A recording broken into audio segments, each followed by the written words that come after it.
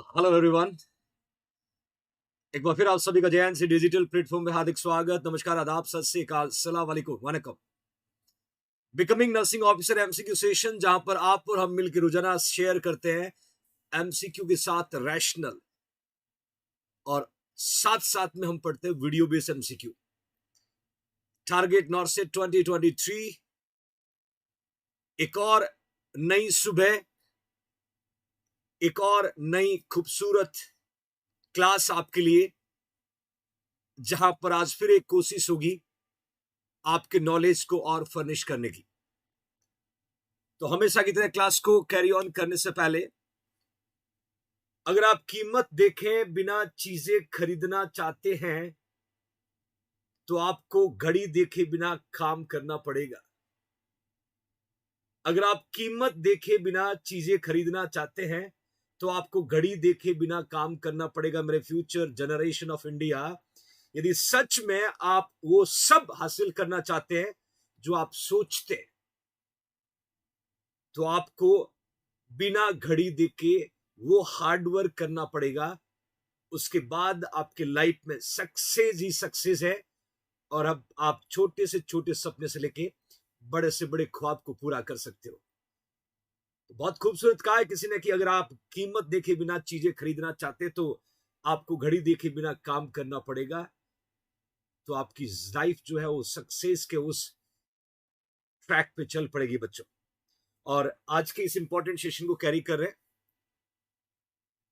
लक्षराज जोशी, पूनम तिवारी, अभिलाषा, मनीषा आर्या, मुकेश मेघवाल, सुजीता अटारिया, सावित्री बालिंद्रा, रोहितास, रानीपाल कौर। आज के सेशन का पहला एमसीक्यू आपके सामने, ध्यान से देखिएगा क्या पूछना चाहता है। क्वेश्चन को 2 बार पढ़ने की कोशिश करना बच्चों।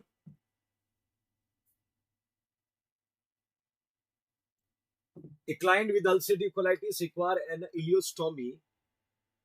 The nurse should instruct the client to do which of the following measure as an essential part of caring for the stoma. थोड़ा सा इस क्वेश्चन को सब्र करके पढ़ने की कोशिश करना बच्चों, बड़ा ट्रिकी एमसीक्यू है। मैं इसको एक्सप्लेन करने से पहले आपसे पूछना चाहूंगा, पेशेंट को अल्सरेटिव कोलाइटिस है, उसको इलियोस्टोमी करना है। डियर नर्स जो है इंस्ट्रक्ट क्लाइंट को करेगी do which of the following measure, किस मेजर के लिए जो जरूरी है स्टोमा केयर के लिए, जो जरूरी है स्टोमा केयर के लिए। Option A, perform perform massage of stoma 3 times a day। B option लिखा हुआ है include high fibre food specially nuts in the diet. Then C में लिखा limit fluid intake to prevent loose stool. और D में लिखा है cleanse the peristoma skin meticulously. Then you put the right answer. फटाफट आंसर पुट करिएगा। Abhilasha, don't interrupt my dear. Abhilasha, call the JNC number please, don't disturb please. JNC के number पे call करें, आपकी प्रॉब्लम शॉर्ट आउट हो जाएगी। 4 option है, perform massage of the stoma 3 times a day, include high fibre food specially nuts in the diet, limit food intake, और क्लींस the पेरिस्टोमल skin meticulously. सबके अलग अलग आंसर आ रहे हैं। कुछ बच्चे जो है सही आंसर भी दे रहे हैं। मंजू बिल्कुल सही चल रहे। मंजू, मैं आपके आंसर जो है डी आपका आंसर लगातार कुछ बच्चों का मिल रहा है, कुछ का सी आ रहा है। देखिए आपका पहला जो एमसीक्यू है उसका राइट आंसर जो है that is your D, that is your D. मैंने मेंशन किया है कि क्लीन करना है peristomal skin meticulously to prevent skin breakdown and skin irritation. Actually क्या है, पहली बात तो बात करूं मैं अल्सरेटिव कोलाइटिस की, तो यहां पर इन्फ्लामेशन है कॉलन में, साथ में अल्सरेशन है, ये तो हो गया अल्सरेटिव कोलाइटिस। अल्सरेटिव कोलाइटिस का क्लिनिकल फीचर जो होता है सीवियर डायरिया होगा, ठीक है। अब इस पेशेंट को प्लान किया जा रहा है इलियोस्टोमी के लिए, प्लान किया जा रहा है इलियोस्टोमी। ये आपका एब्डोमेन है, ये आपका इलियम है, और इलियम को यहां से बाहर स्टोमा क्रिएट करने के लिए इलियोस्टोमी का प्लान किया जा रहा है। It's okay. Nurse would instruct the client to which of the following measure is essential. कौन सा इसेंशियल पार्ट है स्टोमा केयर के लिए, कौन सा इसेंशियल पार्ट है स्टोमा केयर के लिए? तो बच्चों हमें इस एरिया को क्या करना है, क्लीन करना है। मेटिकुलसली को बोलते हैं केयरफुली, मेटिकुलसली को बोलते हैं केयरफुली। केयरफुली हमें स्किन को क्लीन करना है, केयरफुली हमें स्किन को क्लीन करना है, स्किन को ब्रेक डाउन होने से प्रिवेंट करने के लिए, और बच्चों स्किन के इरिटेशन को प्रिवेंट करने के लिए, स्किन को इरिटेशन प्रिवेंट करने के लिए, my loving future nursing officers. अब मैं हिंट देता हूं, एक क्यों नहीं है। Perform massage of the stoma 3 times a day. Massage को नहीं परफॉर्म किया जाता है स्टोमा के साथ, कॉन्ट्रा इंडिकेटेड है। ए आपका गलत है, ए आपका गलत है। हाई फाइबर डाइट को अवॉइड करना है, हाई फाइबर डाइट को अवॉइड करना है, क्योंकि पेशेंट को ऑलरेडी डायरिया है, पेशेंट को ऑलरेडी डायरिया है, और हाई फाइबर दोगे तो डायरिया और सीवियर होगा, तो हाई फाइबर को भी आपको अवॉइड करना है। साथ में लिखा है नट्स, नट्स जो है ये क्या करता है, गैस फॉर्म करता है, ये क्या करता है, गैस फॉर्म करता है। तो गैस फॉर्मिंग फूड को भी अवॉइड करना है, गैस फॉर्मिंग फूड को अवॉइड करना है। Limit fluid intake to prevent loose stool. Fluid intake को लिमिट नहीं करना है, ऑलरेडी पेशेंट को डायरिया है, ऑलरेडी पेशेंट को डायरिया है। My loving future nursing officer, they need fluid to prevent dehydration. तो आपका यहाँ पर सी भी गलत हो गया, तो आपका सही आंसर कौन सा मिला बच्चों, डी। वैसे फर्स्ट जो एमसीक्यू था डेफिनेटली बहुत ट्रिकी था, but you people put fantastic answer. और एक चीज मैं ऐड करना चाहता हूं, हमेशा अल्सरेटिव कोलाइटिस की डाइट पूछी जाती है, तो आपको आंसर लिखना है हाई कैलोरी, आपको आंसर लिखना है हाई कैलोरी, फिर लिखना है हाई प्रोटीन, फिर लिखना है हाई कैलोरी के बाद लिखना है हाई प्रोटीन। हाई कैलोरी और हाई प्रोटीन डाइट जो है कॉमनली एडमिनिस्टर किया जाता है। ये एक यूनिवर्सल एमसीक्यू है कि अल्सरेटिव कोलाइटिस वाले पेशेंट को क्या डाइटरी मैनेजमेंट देते हैं, हाई कैलोरी हाई प्रोटीन। ये वर्ड आपको याद रखना, ये बार बार पूछा हुआ एमसीक्यू है, बार बार पूछा हुआ MCQ. My loving future nursing officers, अगला एमसीक्यू क्या पूछना चाहता, ध्यान से देखिएगा। लोमोटिल एक ड्रग है prescribe for the client with ulcerative colitis. Ulcerative colitis वाले पेशेंट को प्रिस्क्राइब किया है। The nurse realise that the medication is having therapeutic effect when which of the following noted. कौन सा इंटरवेंशन आपको मिलेगा तो उससे हमें पता चलेगा कि पेशेंट को इस ड्रग का थेरेप्यूटिक इफेक्ट, मतलब ड्रग का एडवांटेज, ड्रग का फायदा मिला है, ड्रग का फायदा मिला है। लोमोटिल ड्रग का नाम है, उस पेशेंट को दिया जिसको अल्सरेटिव कोलाइटिस है। Dear nurse realise the medication is having therapeutic effect when which of the following noted. कौन सा इंटरवेंशन आपको दिखेगा तो आपको पता चल जाएगा इस ड्रग ने अच्छे से काम किया है, इस ड्रग का थेरेप्यूटिक इफेक्ट। बच्चों ए में लिखा हुआ there is an absence of peristalsis, peristalsis movement का अब्सेंस। बी में लिखा हुआ है the number of diarrhoea stool decrease. C में लिखा हुआ है cramping in the abdominal has increase, और डी में लिखा है abdominal girth size increase. Which is the correct one future nursing officers? शुक्रिया, नोट आउट। चार ऑप्शन है बच्चों, चारों को फाइंड आउट करके एक सही आंसर देने की कोशिश करना है। अल्सरेटिव कोलाइटिस का पेशेंट है, लोमोटिल ड्रग की बात कर रहा हूं, ड्रग देने के बाद क्या इंप्रूवमेंट पेशेंट में आएगा? आपको अच्छे से पता है कि पेशेंट को डायरिया है, पेशेंट को डायरिया है, और डायरिया वाले पेशेंट को लोमोटिल ड्रग को दिया जा रहा है, लोमोटिल ड्रग को दिया जा रहा है। क्या काम करेगी ये ड्रग, क्या इंप्रूवमेंट इंडिकेट करेगा? चारों में से क्विक आंसर पुट करने की कोशिश करना फ्यूचर नर्सिंग ऑफिसर्स। वैसे सेकंड एमसीक्यू को आपने सही पकड़ा, फर्स्ट में थोड़ी डिफिकल्टीज आपको देखने को मिली थी, बट सेकंड में आपने वापस कम बैक किया है, और ऑलमोस्ट सभी फ्यूचर नर्सिंग ऑफिसर कॉन्फिडेंस के साथ आंसर दे रहे हैं। सबने कहा कि सर बी आपका राइट आंसर होगा।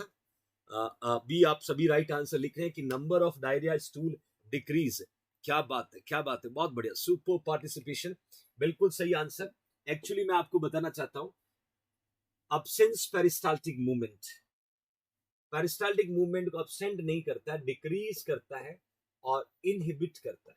ये ड्रग जो है इनहिबिट क्या रोकने की कोशिश करता है पेरिस्टाल्टिक मूवमेंट को। Lomotil drug work as anti diarrhoeal drugs. तो ए आपका इसलिए बाहर हो गया। बी आपका करेक्ट है क्योंकि डायरिया जो हो रहा था, डायरिया का कॉज क्या है? Increase peristaltic movement. जब पेरिस्टाल्टिक मूवमेंट बहुत ज्यादा बढ़ गया तो पेरिस्टाल्टिक मूवमेंट को कम करने में रोल प्ले करेगा। तो ये आपका करेक्ट आंसर हो गया। Cramping in the abdomen increase ना मेरा बच्चा डिक्रीज होगा, डिक्रीज होगा क्योंकि लोमोटिल आपके पेरिस्टाल्टिक मूवमेंट को भी तो कम करेगा। तो क्रैम्पिंग यहां पर डिक्रीज होगा, नॉट इंक्रीज। इसीलिए सी बाहर हो गया, इसीलिए सी बाहर हो गया बच्चों। उसके अलावा सी यहां पर बाहर हो गया। मैं नेक्स्ट यदि क्वेश्चन की बात करूं तो abdominal girth size is increase. यहां पर एब्डोमिनल गर्थ की बात की है। यदि पेशेंट को अल्सरेटिव कोलाइटिस है तो एब्डोमिनल गर्थ साइज इंक्रीज नहीं होगा, ये भी कहीं न कहीं जो है वो डिक्रीज होगा मेरे फ्यूचर नर्सिंग ऑफिसर। तो ऑलमोस्ट आपका बी करेक्ट आंसर है। B correct answer my loving future nursing officers. Do you understand everyone? Do you understand everyone? समझ में आया कौन सा सही है तो क्यों है? Because you should need to be know, आपको इंटरवेंशन के साथ साथ रैशनल पता होना चाहिए बच्चों। अगला एमसीक्यू क्या कहता है कि physician is about to remove chest tube which client instruction is appropriate. मजेदार एमसीक्यू। ऑफलाइन के बच्चे जिन्होंने रिसेंटली क्लास को अटेंड किया है, आप और हम जिक्र कर चुके हैं क्लास में। हमने चेस्ट ट्यूब का भी जिक्र किया था, हमने राइस ट्यूब का भी जिक्र किया था, और शायद ये एमसीक्यू आप बहुत बेहतरीन ढंग से सॉल्व कर सकते हो।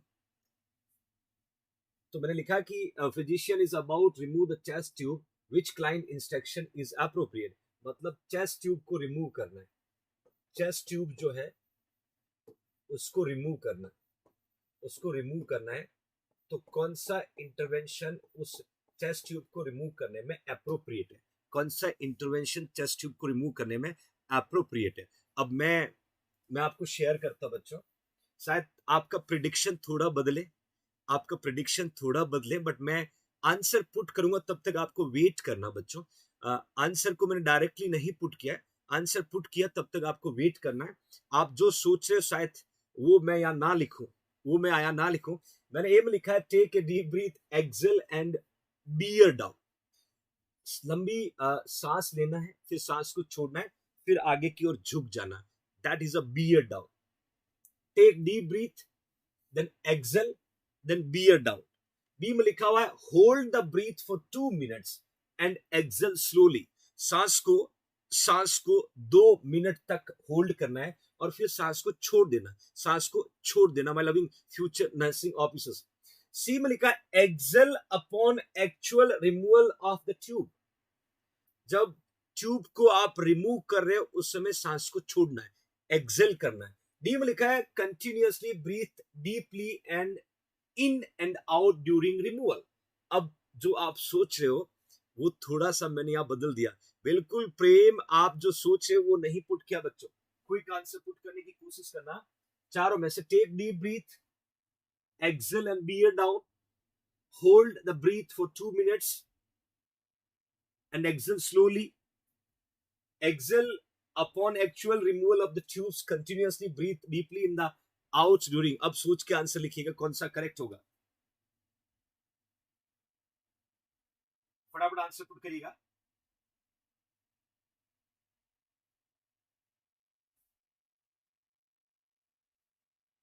अच्छा, ज्यादातर बच्चे जो है वो बी की तरफ जा रहे हैं। मैं बी को गलत कर देता हूं, बी को रॉन्ग करता हूं। बी को रॉन्ग करने का रीजन क्या है? हम 2 मिनट तक ब्रीथ को होल्ड नहीं करेंगे। पता चला आप खुद ही होल्ड हो गए परमानेंटली, पता चला आप खुद ही परमानेंटली होल्ड हो गए my loving future nursing officer. तो 2 मिनट यहां पर रॉन्ग हो गया। अब एक में ए में क्या लिखा? टेक डीप ब्रीथ, लंबी सांस लिया, देन कॉमा। कॉमा क्या कहता है? Should stop friction of second, then exhale, then bear down. 3 step. यहां पर एक कॉमा वर्ड दिया, देखिए कॉमा को समझना। यही तो छोटी छोटी चीजें आपको सिखाने की कोशिश कर रहा हूं फ्यूचर नर्सिंग ऑफिसर्स। ये लोग take deep breath then exhale, मतलब दैट विल बी फ्रिक्शन, या कुछ सेकंड्स के लिए होल्ड करना, then exhale. Then BS down. C में लिखा exhale upon actual removal of tube, गलत हो गया, गलत हो गया। डी में लिखा continuously breathe deeply and out during removal, ये भी गलत हो गया। तो इस MCQ के चारों ऑप्शन की लैंग्वेज के अकॉर्डिंग ए करेक्ट होगा, ए करेक्ट होगा, ए करेक्ट हो। एक्चुअली प्रोसेस होता है, एक्चुअली जो प्रोसेस होता है, take deep breath then hold for 6 second, then breathe out, then breathe out.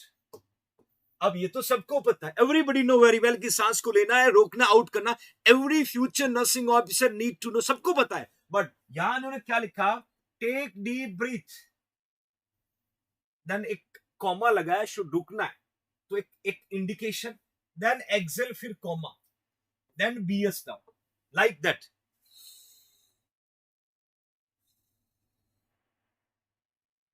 Yoga यदि करते होंगे तो आपको बहुत अच्छे से पता होगा बच्चों, this is the right pathway, in that intervention A is a correct. ये फर्क समझना है, ये है सही पाथवे, 3 स्टेप दिख रहा होगा, बट इस ऑप्शन को पढ़ोगे तो आपका ए करेक्ट होगा, ऑप्शन को पढ़ोगे ए करेक्ट होगा। एक बात मैं शेयर कर देता हूं, कभी कभी कॉम्पिटिटिव एग्जाम में आंसर जब आप फाइंड आउट करते हो ना, तो जो लैंग्वेज, जो टर्म्स हमने पढ़ा है एग्जैक्टली वैसा नहीं मिलता। Then what you will do, हमें उससे को रिलेटेड टर्म्स को फाइंड आउट करना है। यदि ये वेल्सवेल मैन्यूवर लिखता तो भी आप करेक्ट करते, टेक डीप ब्रीथ होल्ड तो भी आप करेक्ट करते। तो इन्होंने थोड़ा और आपको घुमाने की कोशिश की है, इसी को कहते हैं कंपटीशन, कॉम्पिटिटिव एग्जाम MCQ। अब समझ में आ गया, इस तरीके के ट्रिकी क्वेश्चन को समझ में आ गया बच्चों? ओके फाइन, मुझे पता था आप ढूंढोगे, आप ढूंढोगे, take deep breath and hold it, take deep breath and hold it, आप ढूंढोगे। अब दोबारा ऐसा क्वेश्चन आएगा तो आपका आंसर कभी गलत नहीं होगा बच्चों, कभी गलत नहीं होगा। इसीलिए एक बार क्लास को फटाफट शेयर कर दीजिएगा, लाइक जरूर करें, फिर हम अगले एक धमाकेदार MCQ की तरफ बढ़ते हैं बच्चों। Like and share it right now, और जो फर्स्ट टाइम क्लास को वॉच कर रहे हैं वो सब्सक्राइब करना ना भूले, क्योंकि हर क्लास का इंपॉर्टेंट नोटिफिकेशन आप तक पहुंच पाएगा। नेक्स्ट कैरी ऑन करता हूं बच्चों, अगला MCQ क्या पूछा है, a client with a severe anxiety has been prescribed haloperidol. Haloperidol. What clinical manifestation suggests that client is experiencing side effect from this medication? इस मेडिकेशन का साइड इफेक्ट जो है वो दिखेगा आपको। तो इस क्वेश्चन को आप 2 बार पढ़िएगा। ये क्या कहता है कि एक पेशेंट है, उसको सीवियर एंजाइटी है, और ड्रग उसको प्रिस्क्राइब की, उसको बोलते हैं haloperidol, that's a Haldol. Then what clinical manifestation suggest that client is experiencing side effect from the medication. तो आपको यहाँ पर देखना है कौन सा मेडिकेशन जो है वो आपको सिर्फ कौन सा साइड इफेक्ट आपको सजेस्ट करा। बिल्कुल चारों, एब्सोल्युटली चारों। तो अब ऑप्शन पुट कर रहा हूं, cough, then tremors, then diarrhea, then pitting edema. You can put the right answer, future nursing officers, कौन सा सही होगा? It's okay Surjit. अब आप आंसर पुट करें, फिर मैं इस ड्रग के बारे में थोड़ा डिस्कशन करना चाहूंगा कि एक्चुअली ये क्या है, फटाफट आप आंसर पुट करिएगा। ऑलमोस्ट बच्चे जो है क्वेश्चन को रीड आउट करें।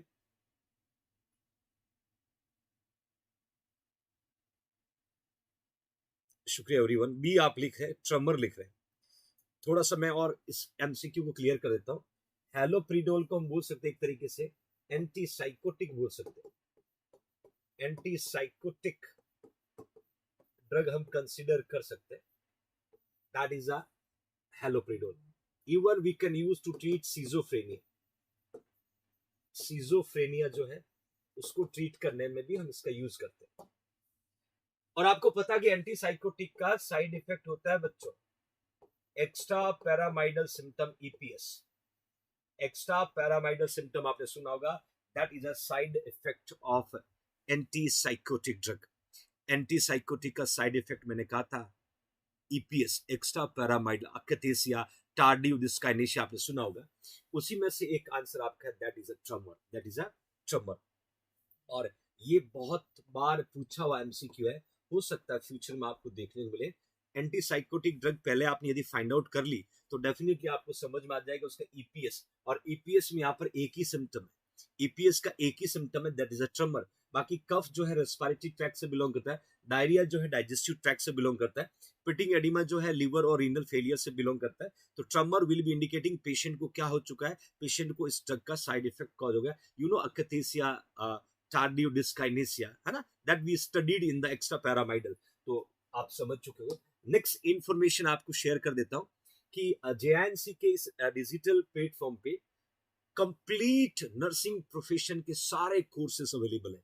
BSc nursing first year, second year, third year, fourth year, PBBSc nursing first year, second year, GNM first year, second year, third year, ये सारे कोर्सेस अवेलेबल है। आपको इस कोर्सेस को बाय करने के लिए बच्चों JINC जोधपुर का ऐप डाउनलोड करना होगा।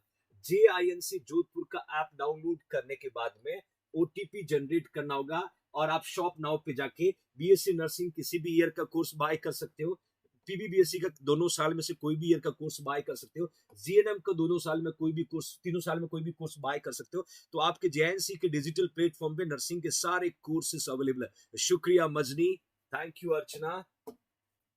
अगला एमसीक्यू क्या कहता है बच्चों, a client with a femur fracture is exhibiting shortness of breath, pain upon deep breathing and cough that produce blood-ticked sputum. The nurse would determine that these clinical manifestations are indicative of which of the following. बहुत ही जबरदस्त MCQ पूछा है। इसको respiratory tract के सारे symptom दिए है, respiratory tract के जो है वो सारे सिम्टम दिए है। पेशेंट को कहा कि एक जो पेशेंट है उसको फीमर फ्रैक्चर है, उसको क्या है बच्चों, फीमर फ्रैक्चर, पहली बात। दूसरी बात, उसको दिखा एग्जिबिटिंग, एग्जिबिटिंग का मतलब होता दिखना। क्या क्या दिखा उस पेशेंट को, फीमर फ्रैक्चर वाले को शॉर्टनेस ऑफ ब्रीथ दिखा, पेन कब, जब पेशेंट डीप ब्रीथ ले रहा है उस समय पेन फाइंड आउट हुआ, देन हेमोप्टाइसिस, हेमोप्टाइसिस स्पुटम के साथ कफ दिखा, then the nurse would determine that these manifestation, in manifestation के अकॉर्डिंग क्या इंडिकेट किया जा रहा है, क्या प्रॉब्लम पेशेंट को है, क्या प्रॉब्लम जो है वो इंडिकेट हो रहा है। ए में लिखा है कंजस्टिव हार्ट फेलियर, क्या पेशेंट को कंजस्टिव हार्ट फेलियर हुआ है। बी में लिखा हुआ बच्चों पल्मोनरी एम्बुलस, क्या पेशेंट को पल्मोनरी एम्बुलस हुआ है। सी में लिखा हुआ बच्चों अडल्ट रेस्पिरेटरी डिस्ट्रेस सिंड्रोम, क्या पेशेंट को अडल्ट रेस्पिरेटरी डिस्ट्रेस सिंड्रोम हुआ है। टेंडन न्यूमोथोरेक्स, टेंशन न्यूमोथोरेक्स, क्या पेशेंट को टेंशन न्यूमोथोरेक्स हुआ है। We have 4 option, we have 4. Thank you कृपा। अब थोड़ा आइडिया लगाइएगा, थोड़ा आइडिया लगाइएगा फ्यूचर नर्सिंग ऑफिसर आपका कौन सा सही आंसर होगा। Then I will discuss in the detail, I will discuss in the detail which is the correct one, which is the correct one। चारों में से एक सही आंसर पुट करें।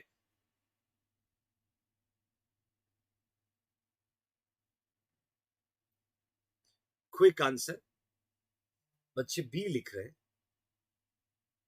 ओके फाइन, बी लिख रहे हैं। मैं आपकी इस आंसर से सहमत हूं नहीं हूं उसके बारे में डिस्कस करता हूं।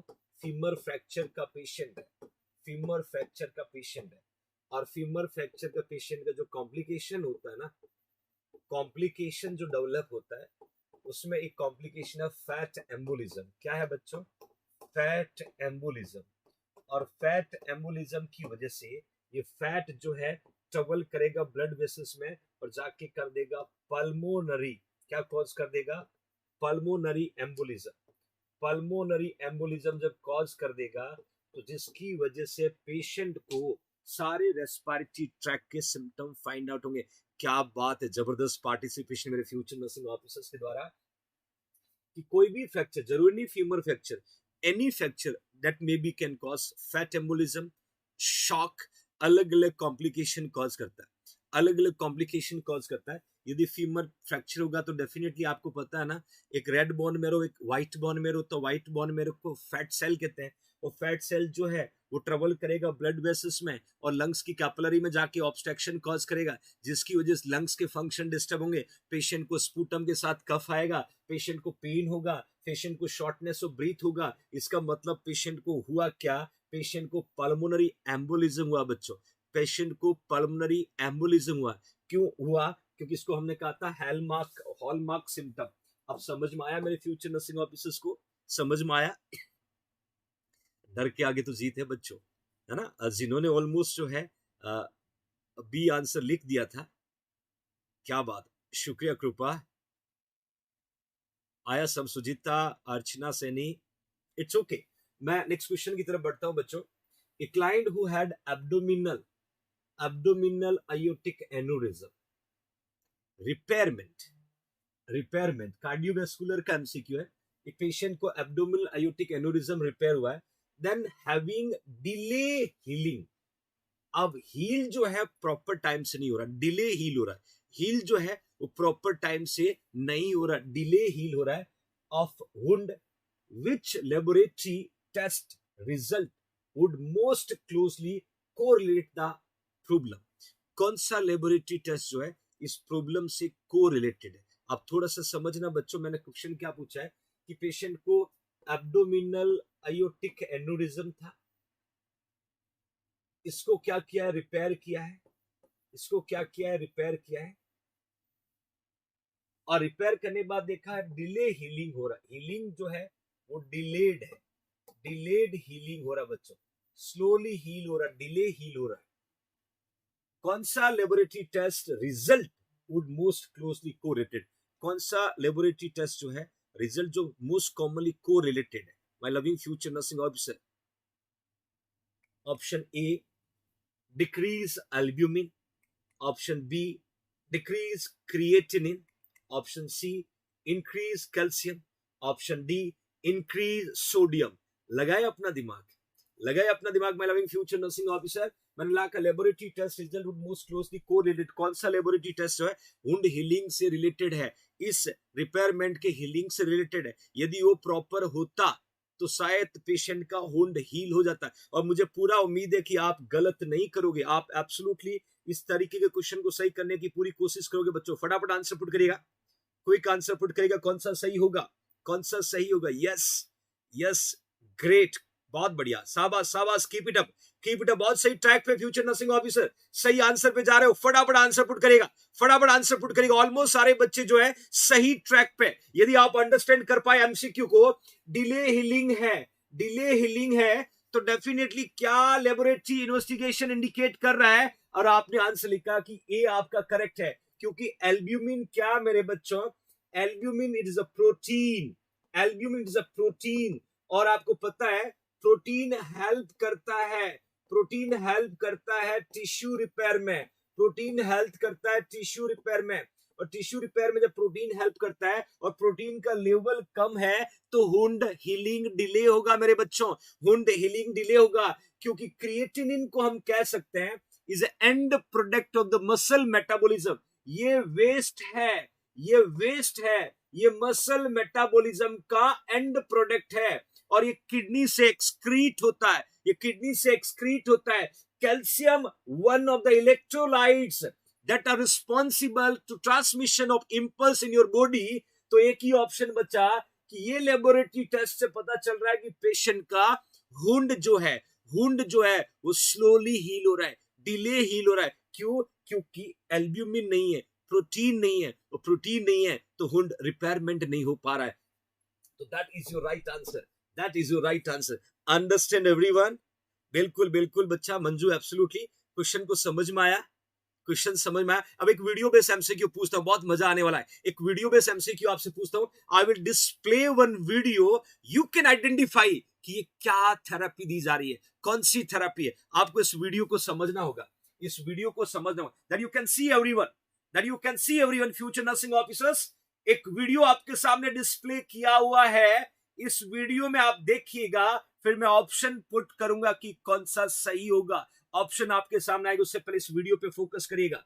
देखिए, पेशेंट का एक हाथ लेफ्ट में, एक राइट में दिख रहा है, उसके अलावा लेफ्ट में एक और हाथ दिख रहा है, और यहाँ पर पेशेंट खुद मूवमेंट कर रहा है, और इस पेशेंट खुद मूवमेंट करता है उसको एक्टिव मूवमेंट कहते हैं, कोई करवाता है उसको पैसिव मूवमेंट कहते हैं। इफ एनीबडी कैन अंडरस्टैंड, आपको समझ में आ रहा होगा कुछ ना कुछ। मैं ऑप्शन भी पुट करूंगा, मैं ऑप्शन पुट करूंगा, तब तक आपको उसको वीडियो को गौर से देखना। बिल्कुल गोल्डी यादव, नरगिश, अच्छा बिना आंसर भी सोनम वर्मा ने तो मिरर थेरेपी लिख दिया। ऑप्शन दे रहा हूं Sonam, like mirror therapy, physiotherapy, passive range of motion movement, active range of motion movement, active range of motion movement, passive लिखा है। अब आप थोड़ा समझिएगा कौन सा करेक्ट होगा, कौन सा करेक्ट होगा, आइडिया लगाइएगा। इस आइडिया है तो बहुत अच्छी बात है, आइडिया नहीं है तो आज की बात सीख जाओगे। मैं हिंट देता हूं, ये जो दिख रहा है ये एक तरीके का मिरर है, मिरर कांच है। ये हाथ एक ही है, ध्यान रखना, ये हाथ एक ही है। एक दूसरा हाथ जो ऑपोजिट हैंड दिख रहा है वो कांच में दिख रहा है। आप कभी कभी अपने आप को ग्लास के सामने खड़े होते ना, क्योंकि इंसान को दिन भर अपने आप को कांच में और ग्लासेस में देखने का बड़ा शौक होता है ना। तब आप ग्लासेस के सामने खड़े होते हो तो आप जैसे हो उससे खूबसूरत दिखते हो, ध्यान रखना बच्चों, जैसे उससे खूबसूरत दिखते हो। तो इसीलिए मैंने पूछा कि ये कौन सी थेरेपी है, that we consider mirror therapy.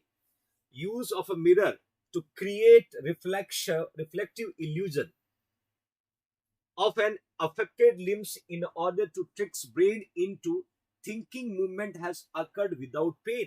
Actually क्या करना है, हमें ऐसे हाथ को पुट करना है और हाथ को जो है ऑपोजिट ग्लास में देखना है, ग्लास में झांकते रहना। जैसे आप मूवमेंट करोगे तो आपका हाथ का मूवमेंट रिफ्लेक्ट होगा उस ग्लास में, वो इंडिकेट आपके ब्रेन को स्टिमुलेट करेगा कि हाँ आप जो है you are able to do the movement. आप जो है मिरर थेरेपी के द्वारा जो है रिफ्लेक्टिव इल्यूजन के साथ में अपने लिम्स के मूवमेंट जो है कर पा रहे हो। दैट थिंकिंग डेवलप और इट विल हेल्पिंग, यहाँ पर हमें किसी की मदद की जरूरत नहीं पड़ेगी। That therapy we can say mirror therapy. बच्चों फिजियोथेरेपी पैसिव एक्टिव, हमेशा कहता हूं एक्टिव का मतलब होता है बाई सेल्फ, पेशेंट जो खुद मूवमेंट करता है वो एक्टिव होता है। पैसिव का मतलब बाई समवन, कोई और आपके बॉडी के मूवमेंट को करवाता है, we can consider passive, we can consider passive। मैं लविंग फ्यूचर नर्सिंग ऑफिसर। अच्छा स्क्रीनशॉट लेना है, ये वीडियो है मेरे बच्चों, क्या स्क्रीनशॉट लोगे, वीडियो है ये, वीडियो को आपको समझना होगा।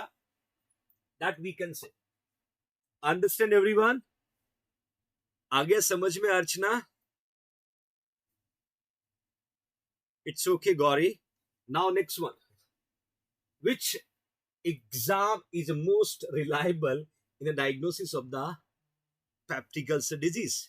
कौन सा इन्वेस्टिगेशन जो है पेप्टिक अल्सर डिजीज के लिए मोस्ट रिलायबल है, ध्यान से समझना, मोस्ट रिलायबल। बच्चों मैंने एक वर्ड लिखा है मोस्ट रिलायबल, आपको इस वर्ड को पढ़ करके आंसर देना है।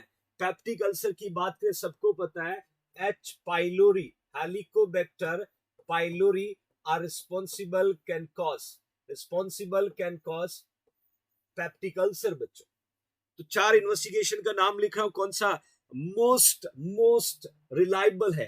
अपर गैस्ट्रोइंटेस्टाइनल एक्सरे, बी में लिखा हुआ है गैस्ट्रिक एनालिसिस, सी में लिखा हुआ एंडोस्कोपी और डी में लिखा हुआ बैरियम स्टडी। ये यूरिया ब्रीथ टेस्ट वाले बच्चे आपसे भी हिसाब लूंगा, पहले आप आंसर दीजिएगा यूरिया ब्रीथ टेस्ट क्यों करता है उसका पर्पस भी बताऊंगा। चारों में से आपको आंसर देना है। यूरिया ब्रीथ टेस्ट वाले बच्चे कान खोल करके सुन लीजिएगा, यूरिया ब्रीथ टेस्ट जो है सिर्फ प्रेजेंट ऑफ एच पाइलोरी का पता लगाता है। बदमाश बच्चों, एच पाइलोरी की प्रेजेंट का पता लगाता है, हमें पता लगाना है पेप्टिक अल्सर का। खोपड़ी के दरवाजे खोलो यूरिया ब्रीथ टेस्ट वाले बच्चे, एच पाइलोरी जो है हैक नहीं है, इसकी प्रेजेंट का पता लगाना है तो यूरिया ब्रीथ टेस्ट करते हैं। हमें तो पता लगाना कि पेशेंट को पेप्टिक अल्सर कहां हुआ है। ये एमसीक्यू मैं आपसे पूछ रहा हूं। जब भी यूरिया ब्रीथ टेस्ट की बात करें, urea breath test will helping to find out presence of H pylori. और आपको जो मैंने पूछा है वो मैंने पूछा है पेप्टिक अल्सर और आपका जो आंसर है फ्यूचर नर्सिंग ऑफिसर्स, आपका आंसर एंडोस्कोपी एब्सोल्युटली करेक्ट है। एक्चुअली देखिएगा, ये है पेशेंट का इसोफेगस, ये है पेशेंट का स्टोमक, ये है पेशेंट का ड्यूडिनम। स्टोमक के भी 4 पार्ट होते हैं, फिर ड्यूडिनम के भी 4 पार्ट होते हैं बच्चों, first, second, third, like fourth. यदि स्टोमक का लास्ट पार्ट, इसको कहते हैं पाइलोरस, पाइलोरस। और इस पाइलोरस में पाइलोरिक एंट्रम जो है ना, यहां पर कॉमनली अल्सर प्रेजेंट होता है स्टोमक में, और फिर ड्यूडिनम में, ड्यूडिनम के फर्स्ट पार्ट में कॉमनली अल्सर प्रेजेंट होते हैं बच्चों। अब हमें एंडोस्कोपी जो है, एंडोस्कोपी को इंसर्ट करना into the stomach to visualise location, exact location जो है वो विजुअलाइज करने के लिए हमें मदद करता है एंडोस्कोपी। एक और बात याद रखना, कभी भी आपसे ऐसा पूछे कि पेशेंट का अपर जीआई ब्लीडिंग का पता लगाना है, अपर जीआई ब्लीडिंग का पता लगाना है, तो भी हमें आंसर लिखना एंडोस्कोपी, तो भी हमें आंसर लिखना एंडोस्कोपी। ये अपर जीआई ट्रैक का मोस्ट इफेक्टिव डायग्नोस्टिक इवैल्यूएशन है। हाँ, बैरियम स्टडी करते हैं, बैरियम स्टडी करते हैं, no doubt, but that is a very important, my loving future nursing officer, that you understand everyone. Okay, fine. Now next one, next MCQ कहता है, a client recovering from the thyroidectomy, patient thyroidectomy से recover हो रहा है, tell the nurse, nurse को कह रहा है, I feel numbness and my face is twisting, मुझे ऐसा numbness महसूस हो रहा है, मेरा face twist हो रहा है, what is the nurse best initial action? अब डियर नर्स का एक्शन क्या होगा, आपको यहां पर समझना होगा बच्चों की क्वेश्चन क्या पूछना चाह रहा आपसे।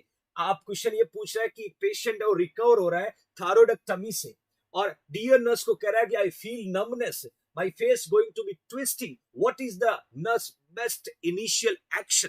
डियर नर्स का इनिशियल एक्शन बिल्कुल मंजू बैरियम करते हैं बच्चों। ऑफर माउथ केयर, क्या पेशेंट को माउथ केयर ऑफर करेंगे, या loosen the neck dressing, patient के नेक ड्रेसिंग को लूज करेंगे, या नोटिफाई करेंगे फिजिशियन को, या document the finding as only action, only action, my loving future nursing officer, that you can put the right answer. हम बात करें थायरॉइडेक्टमी का, थायरॉइडेक्टमी की बात कर रहे हैं, आप अपना आंसर पुट करें। मैं थायरॉइडेक्टमी का मतलब होता है removal of thyroid gland, removal of thyroid gland, thyroid gland जो है वो रिमूव हो जाना, इस तरीके से थायरॉइड ग्लैंड होती है बच्चों, ये आपकी थायरॉइड ग्लैंड है, उसको रिमूव हो जाना थायरॉइडेक्टमी कहलाता है। आप अपना आंसर पुट करिएगा, फिर मैं आपको रैशनल के साथ डिस्कस करता हूं। ज्यादातर बच्चे कह रहे हैं सर डॉक्टर को इन्फॉर्म करेंगे, यदि ये सिम्टम आपको दिखे तो आप तुरंत डॉक्टर को इन्फॉर्म करेंगे। ऑलमोस्ट बच्चे they are ready to give answer कि हम लोग डॉक्टर को इन्फॉर्म करेंगे।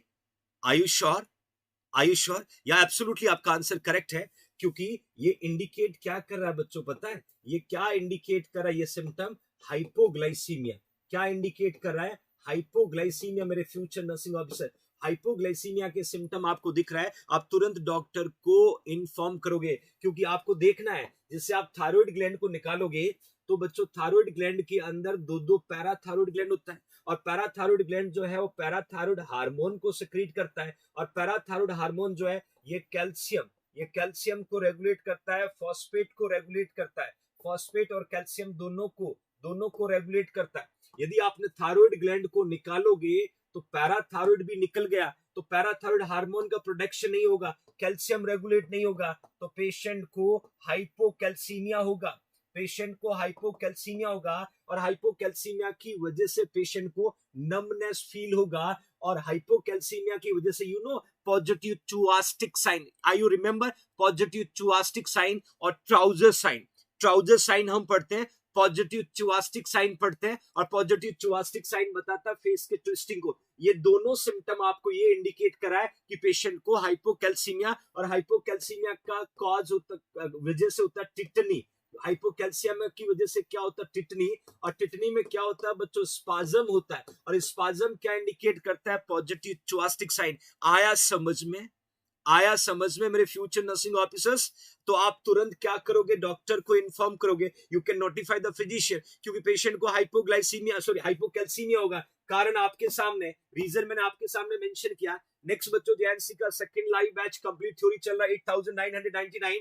आप JINC जोधपुर का ऐप डाउनलोड करके बैच को ज्वाइन कर सकते हो। टारगेट नॉर्सेट 2023 है, नॉर्सेट 2023 है और रोजाना 3 से 7 बजे लाइव क्लास होता है बच्चों। तरीका सिंपल है, 9636032691 पे फोन पर पेटीएम करके बाय कर सकते हो।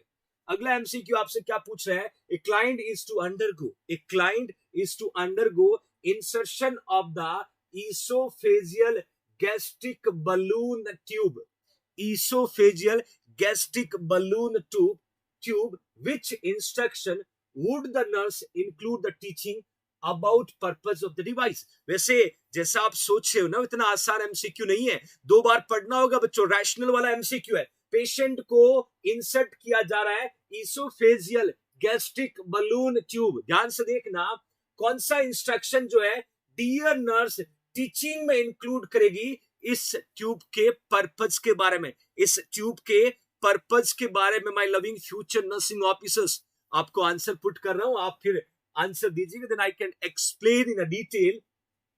The device apply pressure to the vein in the esophagus and stomach. It is used to prevent the accumulation of the ascites. It will prevent bleeding of arteries in the esophagus. The doctor will use the tube to inject sclerosing solution into the esophageal varices. अब आप answer put करिएगा बच्चों, आप answer put करिएगा future nursing officer. मैंने बच्चे सेंगस्टेकन Blakemore tube के बारे में लिख रहे हैं, बट मैंने आपसे जो पूछा वो आंसर दोनों बहुत मजा आएगा बच्चों। जो क्वेश्चन पूछा उसका आंसर लिखने की कोशिश करें। Definitely we feel very good because patient को क्या था? Esophageal varices. यह है पेशेंट का इसोफेगस, यह है पेशेंट का लीवर, यह है पेशेंट का लीवर, ये लीवर की है पोर्टल वेन, ये है पेशेंट का इसोफेजियल वेन। ध्यान से देखना, यह है पेशेंट का पोर्टल वेन, यह है इसोफेजियल वेन, और ये इसोफेजियल वेन जो है इसोफेगस से ब्लड लेके आ रही। ध्यान से समझना, पेशेंट का लीवर काम करना बंद कर देता है तो पेशेंट के पोर्टल वेन जो है, पोर्टल वेन का प्रेशर बढ़ता है तो पेशेंट को क्या होता है? पोर्टल हाइपरटेंशन होता है, पोर्टल हाइपरटेंशन होता है। पोर्टल हाइपरटेंशन की वजह से ये ब्लड वापस कहाँ चला जाता है? इसोफेगस में, और यहाँ जाकर के इसोफेगस की जो वेन है, इसोफेगस की जो वेन है उसको क्या कर देता है? डायलेट कर देता है। क्या कर देता है बच्चों? टॉर्टस कर देता है। इस कंडीशन को इसोफेजियल वेराइसिस कहते हैं, इस कंडीशन को इसोफेजियल वेराइसिस कहते हैं। और इसोफेजियल वेराइसिस को कॉज लीवर फेलियर होता है।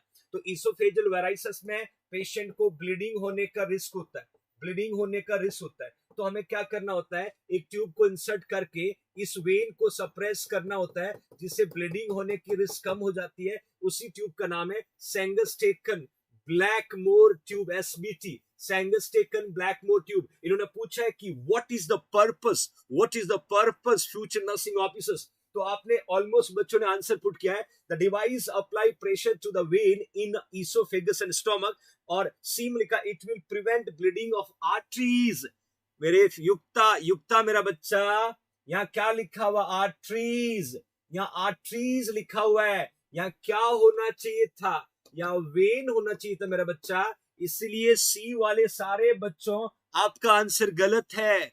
Laksharaj, where are you Laksharaj? आनंद, आपका आंसर गलत क्यों हो रहा है? आपका आंसर गलत क्यों हो रहा है? माय लविंग फ्यूचर वालिद खान, शुक्रिया Walid, thank you so much. C में लिखा it will prevent bleeding of artery. My dear, I discussing about vein, क्योंकि इसोफेजियल वेन डायलेटेड हो रहा है तो मैंने सी को कट कर दिया। Single terms can change the complete language of the MCQ. Get it my dear? Single terms, इसलिए सी को बाहर कर दिया। डी में लिखा the doctor will use tube inject sclerose and no no no no. Sclerotherapy के लिए हम सेंगस्टेकन और इस ट्यूब का यूज नहीं करते मेरे फ्यूचर नर्सिंग ऑफिसर। मैंने डी को भी बाहर कर दिया है, डी को भी बाहर का रास्ता दिखा दिया है।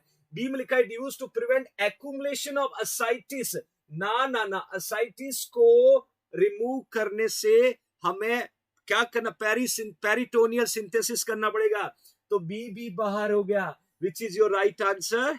Which is your right answer? कितना सिंपल था ना, एक सिंगल टर्म से पूरा एमसीक्यू बदल दिया मेरे फ्यूचर नर्सिंग ऑफिसर्स। यही तो आपको सीखना है, यही तो आपको सीखना है। आपने इस वर्ड को थोड़ा केयरफुली नहीं पढ़ा और आपका आंसर गलत हो गया ना मेरे future nursing officer. Don't try to do wrong please, we are becoming nursing officer, we are becoming nursing officer. आपका माइंडसेट जो है, आपका माइंडसेट नर्सिंग ऑफिसर्स वाला होना चाहिए।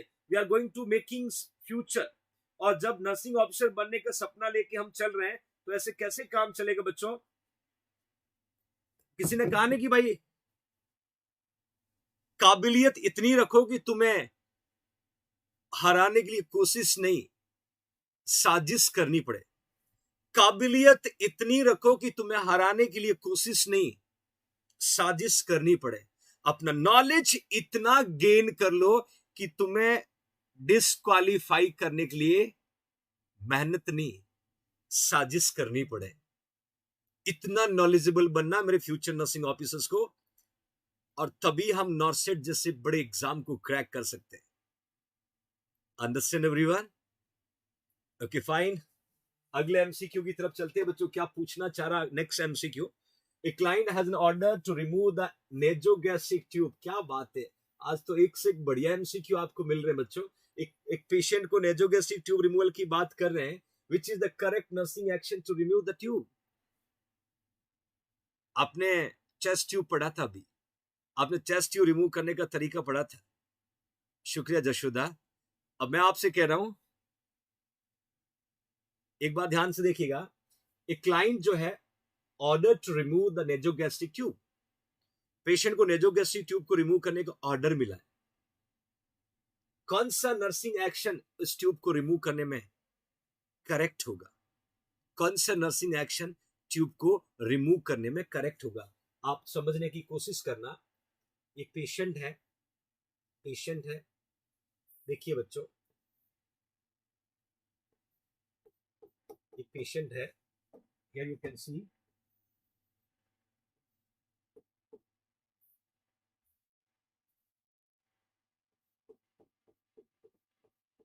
ये पेशेंट को स्टोमक है और ये ट्यूब्स लगा हुआ है। ये ट्यूब स्टोमक में डाला हुआ है और रिमूव करना है, इसको रिमूव करना है।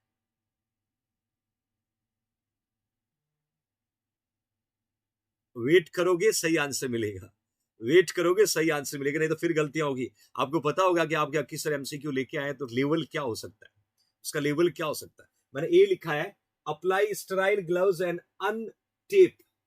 Untape the tube from the client's face. Sterile gloves use करना है, जहां टेप को फिक्स किया हुआ है वहां से अनटेप कर देना। क्या ये सही होगा?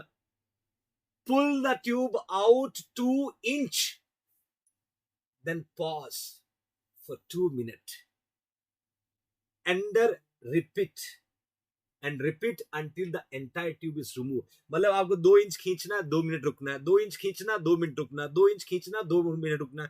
क्या ये तरीका अपनाओगे? क्या ये तरीका अपनाओगे? Instill 30 ml of normal saline before removing of the tube. Tube को रिमूव करने से पहले 30 ml saline पुट करोगे क्या? Pull the tube out steadily and smoothly while keeping it pinch. मतलब आपको ट्यूब को लगातार रिमूव करना है while keeping it, that we can say pinched. Nose का जो ओपन पार्ट है उसको पिंच कर देना है और ट्यूब को लगातार निकालते रहना, ट्यूब को लगातार निकालते रहना बच्चों। अब आप सही आंसर पुट करिएगा। आपने सोचा था ना, that is a Valsalva manoeuvre.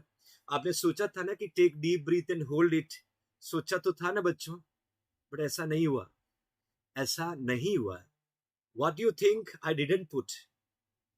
वो तो आपको आता है, आपको उससे आगे लेके जाना है, और उससे आगे लेके जाने के लिए 2 कदम और एडवांस चलना पड़ेगा। अब आपके सामने मैंने कंडीशनल क्वेश्चन पुट किया है, कंडीशनल क्वेश्चन पुट किया है। आप आंसर पुट करने की कोशिश करें, फिर मैं एक एक आंसर को एलिमिनेट करूंगा। क्यों एलिमिनेट करूंगा उसका रीजन भी मैं आपको बताने वाला हूं। इसको कहते हैं एनक्लेक्स एमसीक्यू बच्चों। डी कंफ्यूजन है, डी में कंफ्यूजन है। कंफ्यूजन को दूर करने के लिए तो कंपटीशन के इस तरीके के क्वेश्चन सॉल्व करें। Apply sterile gloves, no, clean gloves. हमें ट्यूब को रिमूव करने के लिए स्टेराइल ग्लव्स की जरूरत नहीं है। ट्यूब को एडमिनिस्टर करने में स्टेराइल ग्लव्स की जरूरत होती है। When we remove tube there is no need, क्योंकि हमें बाहर खींचना है, जब ट्यूब को अंदर डालते हैं तो स्टराइल ग्लव्स की जरूरत होती है, तो यहाँ ट्यूब को रिमूव करने में स्टराइल ग्लव्स की जरूरत नहीं होती है। Untape the tube from the client face, तो ये तो गलत हो गया, ए बाहर हो गया, ए को हटा दिया बच्चों। Pull the tube out 2 inch and pause, ना मेरा बच्चा रुकना नहीं है। एक बार ट्यूब को निकालना शुरू कर दिया तो जब तक नहीं रुकना जब तक पूरा ट्यूब बाहर नहीं आ जाए। हाँ, स्टराइल और क्लीन में क्या अंतर है? स्टराइल जो है पैक्ड ग्लव्स होता है, क्लीन ग्लव्स जो है एक बार वॉश करने के बाद में हम ड्राई करते हैं, फिर टेल्कम पाउडर डाल के छोड़ देते हैं।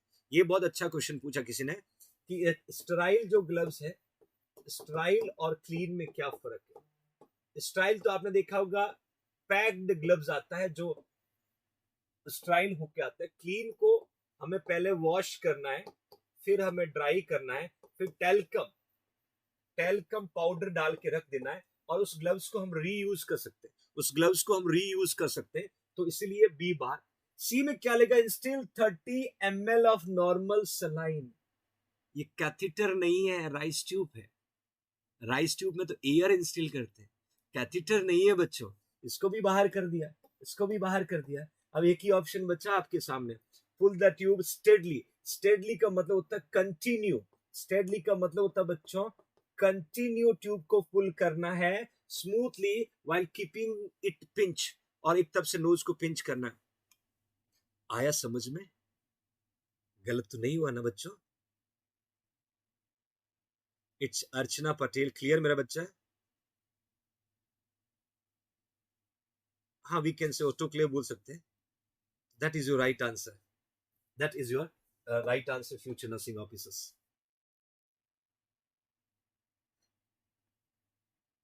बिल्कुल बिल्कुल मोनिका, 2-2 मिनट रुक रुक के करेंगे तो पेशेंट मरेगा। ओके फाइन, नेक्स्ट कल मुलाकात करूंगा आपसे एक और धमाकेदार सेशन के साथ। अपना ख्याल रखिएगा, खुश रहिएगा, और क्लास के बाद इस धमाकेदार क्लास का रिव्यू कमेंट बॉक्स में जरूर लिखिएगा। क्या इंप्रूवमेंट आपको हो रहा है, what you feel right now, जरूर मेंशन करेंगे।